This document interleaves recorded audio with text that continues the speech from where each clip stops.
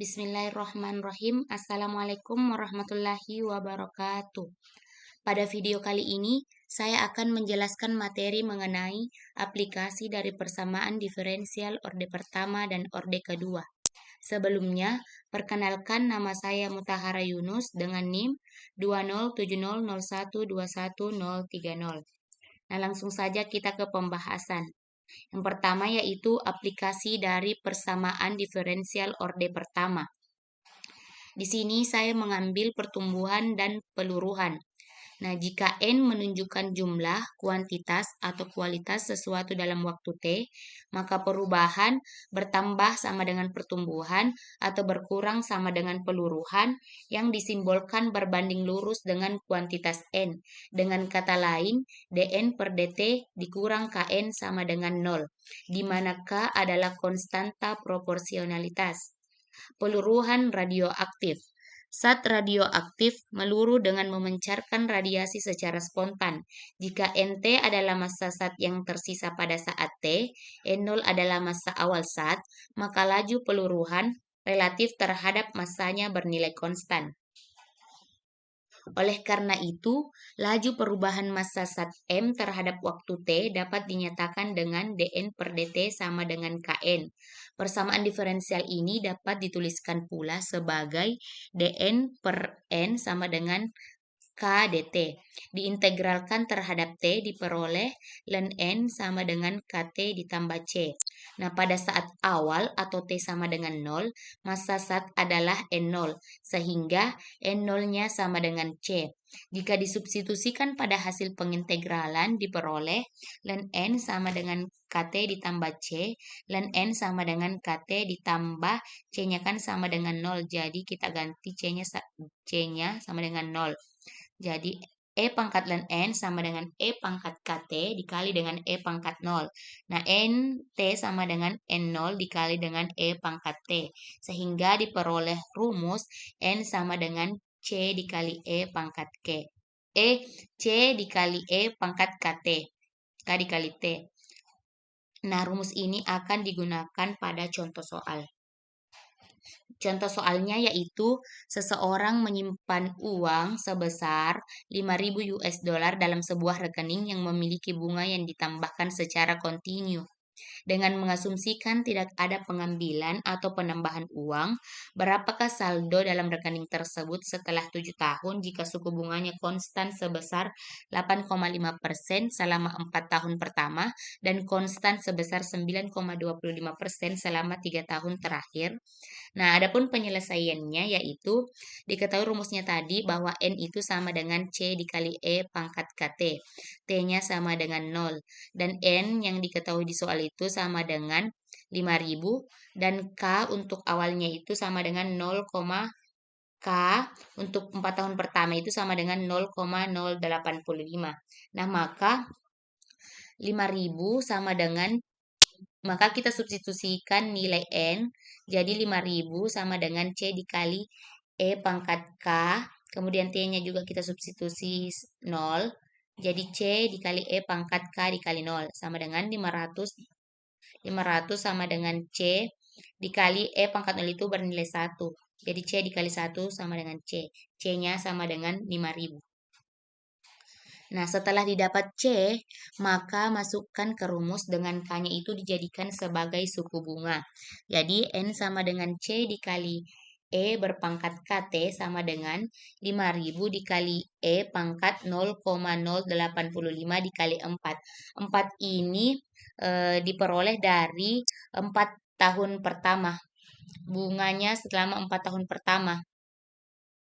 Jadi, 5.000 dikali dengan E berpangkat 0,34 sama dengan 7.024,7 US dollar dalam 4 tahun pertama. Nah, jumlah ini juga menjadi saldo awal untuk periode 3 tahun terakhir. Jadi, N-nya sama dengan C dikali E berpangkat Kt sama dengan C-nya itu kita ambil di saldonya yang 4 tahun pertama. Jadi 7.024,7 dikali E pangkat Kt sama dengan 7024,7 dikalikan dengan E pangkat 0,0925 dikali T. Nah, T-nya itu T sama dengan 3-nya itu diperoleh dari 3 tahun berikutnya dengan bunga yang berbeda. Jadi sama dengan 927,4 US dollar setelah 7 tahun. Jadi saldo rekening setelah 7 tahun adalah 9.271,4 US dollar. Nah, selanjutnya aplikasi dari persamaan diferensial orde kedua. Di sini saya mengambil pegas. Jadi sistem pegas sederhana dalam gambar di bawah ini. Sistem pegas sederhana yang di samping terdiri dari suatu massa M yang digantung dari sebuah pegas dan pegas itu sendiri digantung vertikal dari suatu dudukan. Sistem ini berada dalam posisi kesetimbangan ketika dalam kondisi diam. Massa tersebut kemudian digerakkan melalui salah satu atau lebih cara-cara berikut. Memindahkan massa tersebut dari posisi kesetimbangannya, memberikannya kecepatan awal, atau memberikannya suatu gaya atau Ft. Hukum kedua Newton diperoleh rumus mx aksen sama dengan min kx dikurang ax aksen ditambah ft atau x aksen ditambah a per mx aksen ditambah k per mx. Nah, jika sistem dimulai pada t sama dengan 0 dengan kecepatan awal v0 dan dari posisi awal x0, kita juga memiliki kondisi-kondisi awal yakni x0 sama dengan x0 dan x aksen 0 sama dengan v0. Gerakan vibrasi pegas dapat dituliskan sebagai berikut. X aksen ditambah A per M, X aksen ditambah K per MX sama dengan Ft per M. Nah, jika titik pusat X sama dengan 0 adalah titik awal dari pegas sebelum massa M digantung. Nah, di sini ada juga hukum Hooke yang berbunyi bahwa gaya pembalik F dari sebuah pegas adalah sebanding dan berlawanan dari gaya-gaya yang diberikan pada pegas tersebut dan proporsional terhadap perpanjangan atau pengerutan dari pegas tersebut sebagai akibat dari gaya yang diberikan. Artinya, F sama dengan min KL, di mana K ini melambangkan konstanta proporsionalitas yang umumnya disebut sebagai konstanta pegas. Nah, adapun klasifikasi solusi-solusi, pegas-pegas bergetar diatur oleh persamaan-persamaan diferensial linear orde kedua dengan koefisien-koefisien dalam bentuk X aksen-aksen ditambah A1 X aksen ditambah A0 X sama dengan Ft. Nah, pergerakan bebas tak terendam didefinisikan oleh persamaan di atas dengan A1-nya sama dengan 0 dan Ft sama dengan 0. Selalu memiliki solusi dalam bentuk Xt sama dengan C1 cos omega T ditambah C2 sin omega T yang mendefinisikan gerak harmonis sederhana. Nah, di sini C1, C2, dan omeganya itu adalah konstanta-konstanta di mana omega seringkali disebut frekuensi sudut. Frekuensi diri F adalah F sama dengan omega per 2V dan mempresentasikan jumlah ayunan penuh persatuan waktu yang dilewati oleh solusi tersebut. Nah, periode waktu yang dibutuhkan sistem untuk menyelesaikan satu ayunan adalah T sama dengan 1 per V.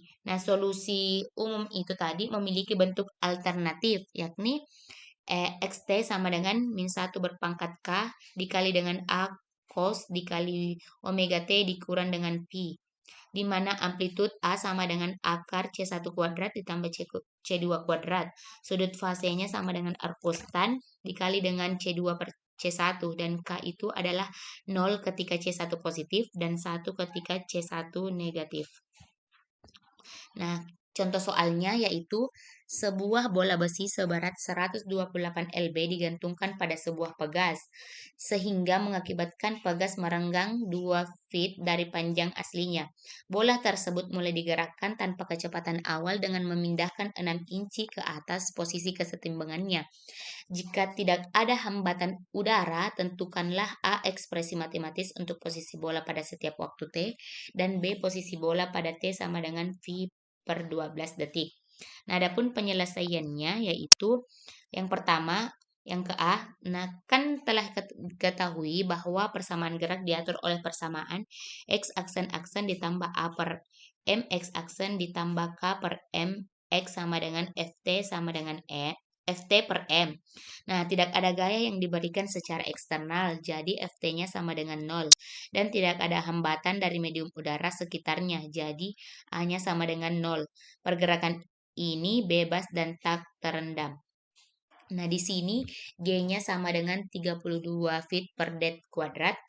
Nah, pada soal itu kan diketahui bahwa bola besi itu sebesar 128 lb. Jadi masanya adalah M sama dengan 128 per 32 sama dengan 4 slug. Kemudian kita harus mencari nilai K dari rumus F sama dengan min KL. F sama dengan min KL sama dengan min F-nya itu sama dengan 128, jadi min 128 sama dengan min K dikali dengan 2. K-nya diperoleh sama dengan 64 lb per feet. Maka persamaan X aksen ditambah A per M aksen ditambah K per M aksen sama dengan Ft per M. Menjadi X aksen ditambah di mana A-nya itu sama dengan 0, jadi 0 per M-nya sama dengan 4, jadi 0 per 4 X aksen ditambah K-nya itu kan sama dengan 64 dan M-nya sama dengan 4. Jadi 64 per 4 X sama dengan FT-nya itu kan sama dengan 0. Jadi M-nya juga sama dengan 4. Jadi 0 per 4. Sehingga diperoleh X aksen ditambah 0 per 4 X aksen itu sama dengan 0 dan 64 per 4 itu sama dengan 16. Jadi X aksen ditambah 16X sama dengan 0. Nah, akar-akar dari persamaan karakteristik dari X aksen ditambah 16X sama dengan 0 itu yaitu lambda sama dengan plus minus 4I. Sehingga solusinya adalah XT sama dengan C1 cos lambda T ditambah C2 sin lambda T. XT sama dengan C1 cos lambdanya kita ganti menjadi 4, jadi C1 cos 4T ditambah C2 sin 4T. Nah, pada T sama dengan 0, posisi dari bola itu adalah X0 sama dengan min 1/2 feet. Nah, tanda minus diperlukan karena bola pada awalnya dipindahkan ke atas posisi kesetimbangannya, yang berarti ke arah negatif.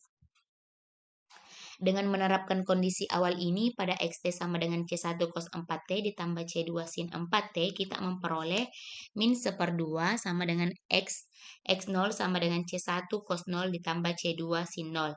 Sama dengan min 1/2 sama dengan, kan X0, X kali 0 itu sama dengan 0 dan sin 0 itu sama dengan 0, jadi 0 dikali C2 itu sama dengan 0, jadi min 1/2 itu sama dengan C1 atau C1 sama dengan min 1/2, sehingga persamaannya menjadi XT sama dengan min 1/2 cos 4T ditambah C2 sin 4T.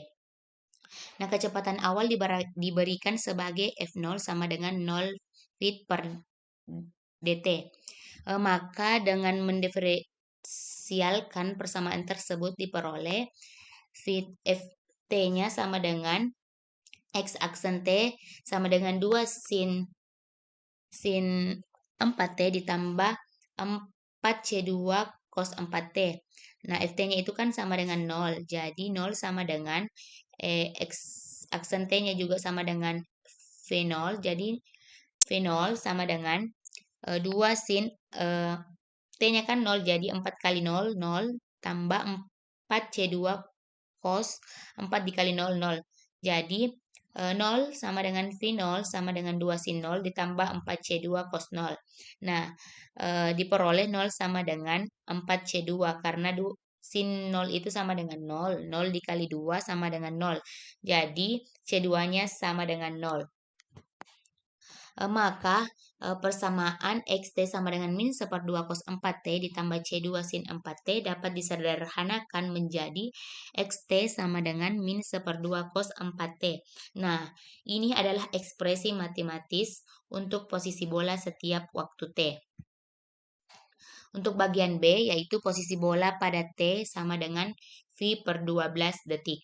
Nah, maka dari ekspresi matematis tersebut diperoleh XT-nya sama dengan min 1/2 cos 4T, di mana T-nya itu adalah V per 12. Jadi kita substitusi T-nya menjadi X dikali V per 12 sama dengan min 1/2 cos 4 dikali V V per 12. Jadi kan V per 12 itu sama 4 dikali V per 12 itu sama dengan V per 3 atau 60 derajat. Jadi cos 60 itu kan sama dengan 1/2.